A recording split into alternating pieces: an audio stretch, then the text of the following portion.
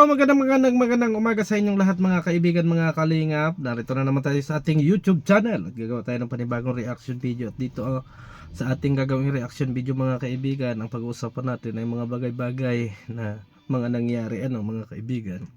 At kasama na rin dito mga kaibigan yung mga bagay-bagay na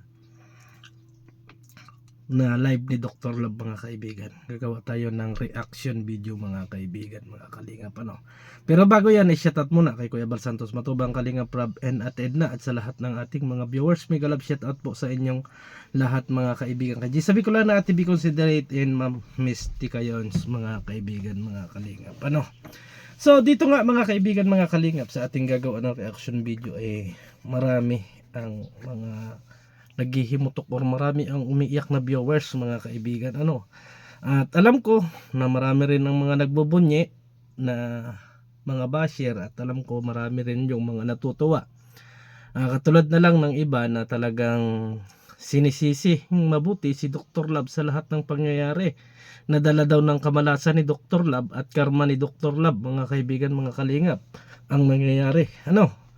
Kasi nawala ang bahay ni Dr. Love, nawala ang agency. So marami po ang nagtatawa at nagpo-post ng kung ano-ano laban kay Dr. Love mga kaibigan, mga kalinga. Pero ano nga ba talaga mga kaibigan ang opinion natin sa mga nangyayaring ito? Kasi nakikita natin na ibang mga viewers sila, yung iba chill-chill lang, pero yung iba maging masaya dahil galit sila kay Dr. Love. Masaya sila na marami nawala ang agency mga kaibigan. At dito naman sa naging live ni Dr. Love mga kaibigan kagabi ay chill lang si Dr. Love mga kaibigan At sinasabi nga dito ni Dr. Love, effort ang need ng effort mga kaibigan. So hindi po natin alam kung ano yung ibig sabihin ni Dr. Love mga kaibigan dito Wala naman siyang sinisisi, pero ang sabi nga niya,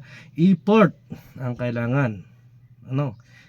Siguro ito ang napansin ko mga kaibigan. Ito ba ay matagal lang alam ni Dr. Love or ngayon lang? Kasi noong mga nakaraang araw mga kaibigan, mga kalingap, ay alam natin na puro hugot ang kanta ni Dr. Love mga kaibigan. Puro hugot at puro parang broken. Hindi po natin alam mga kaibigan pero ang sabi ng mga basher ay karma ni Dr. Love. Pero ako po mga kaibigan, mga kalingap, hindi naman tayo naniniwala na ganun ang sinapit mga kaibigan karma. Oo, ando na tayo mga kaibigan sa napakaraming basher lalo na kay Beyonce, kay Edo. Marami ang mga basher at mga speculating kung ano ba talaga ang nangyari mga kaibigan. At nadamay na rin dito si Kalingap Rob at ganon din si Dr. Love. Mas marami kay Dr. Love mga kaibigan. Ito lang masasabi ko about kay Kalingap Rob mga kaibigan. Ito pong mga nangyaring serye or love team dito sa Kalingap mga kaibigan ay hindi po hawak ni Kalingap Rob kung ano pa ang magiging damdamin ng bawat isa sa kanila. Yan ang katotohanan dyan. Hindi po mapapasok ni Kalingap Rob bilang direktor yung damdamin ng bawat isa sa kanila. Yan po ang tandaan natin mga kaibigan, mga kalingap. Yan po yung itanim natin. Kaya sabi ko nga sa inyo, nagbigay lang ng kasiyahan ang isang direktor mga kaibigan, mga kalingap. Para maging masaya, para magkaroon ng magandang programa para doon sa mga beneficiaries, pero hindi po niya hawak kung mai-inlove man ang isa sa kanila. Hindi po nila hawak 'yon. Di ba? Hindi po nila hawak. Ngayon naman dito naman sa sinasabi ninyo na karma ni Dr. Love at sinasabi nyo na nadala ng kamalasan ni Dr. Love itong agency mga kaibigan, mga kalingap, sabi nga natin, malas o swerte, sino ang makakapagsabi? Di ba? Hindi po natin masasabi na malas si Dr. Love at hindi rin natin masasabing swerte. Ando na tayo mga kaibigan na nawala ang bahay niya, nawala yung ibang mga sponsor sa kanya, at ngayon naman mga kaibigan ay nawala naman ang AIDS eh. So marami ang nagsasabi mga kaibigan, mga kalingap, at marami ang mga nagko-comment na oras na para bumagsak si Dr. Love. Pero ang tanong ko mga kaibigan, mga kalingap, bilang kalingap, happy ba tayo na may isang Dr. Love na umiiyak at may mga viewers na umiiyak, pero tayo ay masaya na nakikita natin na talagang ando na yung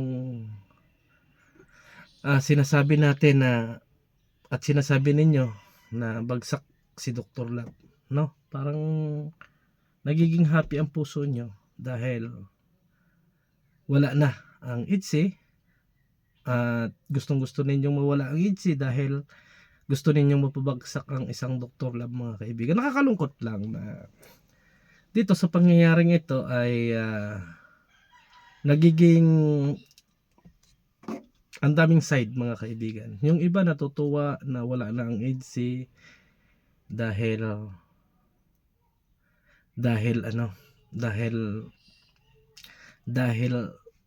kay Dr. Love. Gusto nila na tuluyang mawala ang ITSI para tuluyang bumagsak si Dr. Love. Ang tanong ko mga kaibigan, mga kalingap, ano ba ang talagang naging kasalanan sa atin ni Dr. Love, mga kaibigan? Gaano ba kalalim ang naging kasalanan ng Dr. Love at naging masaya tayo na bumagsak ang isang tao? Tayo ba ay pinatay or kung ano pa man? Hindi ako nagtatanong lang ako. Kasi dito sa nangyayari ngayon, sino ang dapat sisihin? Wala po para sa akin, hindi po natin dapat sisihin si Kalinga Edo, hindi po natin kailangang sisihin si Beyonce, hindi po natin kailangang sisihin si Kalinga Prab. Sila lang po yung tanging makakaalam kung paano maayos ang lahat. Yan po ang tandaan natin, mga kaibigan. Yan po yung tandaan natin na mga nangyari. Ando na mga kaibigan yung post ni Beyonce na sana ay masaya na kayo at sana ay wag mo akong pagtawanan. So maraming speculating, maraming nagsasabi ng kung ano-ano. Mayroong bashing dyan si Kalinga Edo at mayroon ding bashing kay Beyonce sa nangyari yan. Pero ang sa akin, andito lang tayo bilang kalingap at andito tayo para malaman kung ano yung katotohanan, at maano natin yung mga bagay-bagay na sinasabi natin na doon sa masaya tayo. So kung doon masaya yung dalawa at magkakaroon ng magandang panimula ang bawat isa sa kanila, ay bakit hindi natin tanggapin, mga kaibigan? Kasi nakita naman natin, nagpaalam na rin si Kalinga Edo.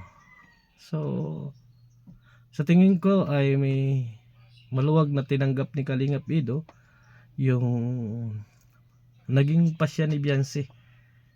At sa tingin naman natin, mga kaibigan, mga kalingap, si Beyonce ang basta nasakta. Basta wala na akong masabi, mga kaibigan, mga kalingap, about doon. Pero sa akin lang, magkaisa tayo na huwag ganun, huwag naman overbashing, at hindi natin alam kung ano yung pinagdadaanan, hindi natin alam kung ano ang katotohanan. Siguro si Dr. Love yung may alam dito kasi siya naman yung founder, mga kaibigan, siya naman yung founder, siya yung may nakakaalam kung ano ba talaga ang naging status at kung ano ba talaga yung tunay na pangyayari, mga kaibigan. Kasi malapit si Dr. Love kay Beyonce, at isa pa nasasabi naman ni Dr. Love, mga kaibigan, nung mga nakaraang live niya, na itong si Beyonce ay pumupunta sa kanila para umiyak. So hindi po natin alam kung matagal nang alam ni Dr. Love ito, pangyayaring ito, para sisihin natin. Pero para sa akin lang, wala tayong dapat sisihin kasi nila yun yun talaga yung naging life decision ng bawat isa sa kanila yon. So para sa akin, respeto, wag nating pagtawanan na bumagsak din si Dr. Love, mga kaibigan. Sabi nga ay karma Israel, nawala ang bahay, nawala ang serye, Pero andyan pa naman mga kaibigan sila sa Kalingap, hindi po umaalis si Beyonce. At alam natin na mai-vlog pa ni Kalingap ni Dr. Love si Beyonce, at hindi po, wala pang announce na kung ano, pero tayo nag-speculating at yung iba ay talagang parang nagpipiesta mga kaibigan, lalo na sa Facebook nagpipiesta sila laban kay Dr. Love, laban kay Ido, laban kay Beyonce. Ang sa akin lang, kaya ako ay ganito, gumawa ako ng reaction video para masabi ko sa inyo na siguro mas maganda na i-chill natin yung dalawa kung saan sila maging masaya, 'di ba? Tingnan natin kung saan sila maging masaya. Support na lang natin kung ano yung goal nila sa buhay, no?